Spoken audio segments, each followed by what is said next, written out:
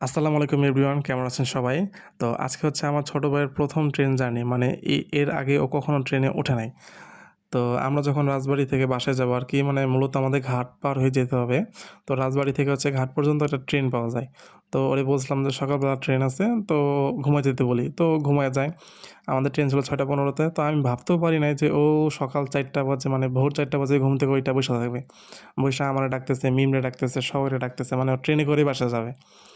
তো যেই কথা সেই কাজ। তো হচ্ছে ওর ইচ্ছা রাখার জন্য আরকি সকালবেলা বের হয়ে পড়ি আমরা ট্রেনে।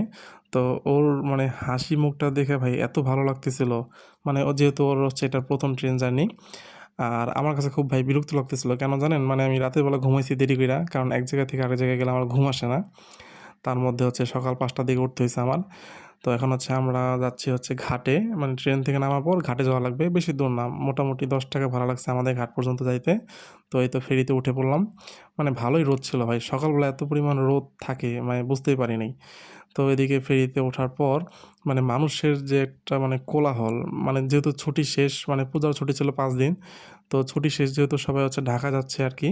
তো এদিকে হঠাৎ করে ফেরিতে একটা জিনিস খেয়াল করলাম যে এই যে এই আপুটা, মানে সে বিড়াল নিয়ে আসছে মানে তার জার্নিতে। আমি আমার ছোট ভাইরে টাইনাই বিরক্ত হয়ে যাই। মানে সে নিয়ে আসছে বিড়াল তার মানে যাত্রাপথে।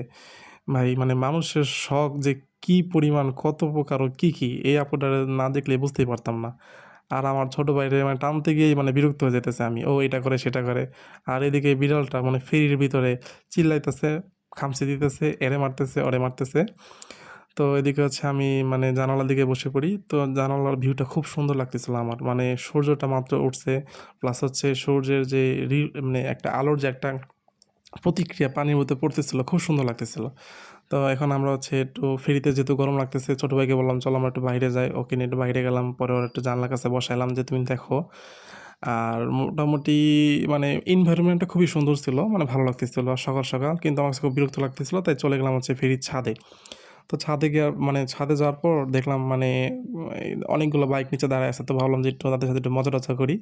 ওদেরকে ডাকতেছিলাম যে, "হেই, হাই", মানে হাই, হ্যালো সবই করতেছিলাম। কিন্তু ভাই বিশ্বাস করেন একটা লোকও আমাদের দিকে তাকায় নাই।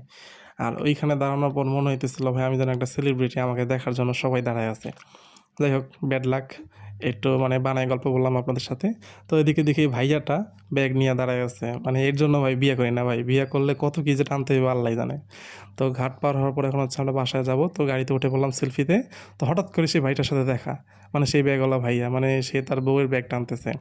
আর এদিকে পাশে একটা সুন্দরী একটা আপা আসছে। আইসা ভাইয়া বইলা ডাইক্কা ৳১০ নিয়ে গেল ভাই। আমি তো ভাবছিলাম যে ভাই দিমু না। মিথ্যা কথা বলছিলাম, তাও নিয়ে গেল। এদিকে এই সুন্দরী আপারে দেইখা আমার ভাই ঘুমায় গেছে। ভাই ঘুমামু আমি, ঢং ধরমু আমি, ঘুমায় গেছে অয়। মানে আমি যে একটু ঢং ধরমু সেই উপায়টাই পাইলাম না। যাই হোক, টাটা রাজবাড়ী, ওয়েলকাম ঢাকা।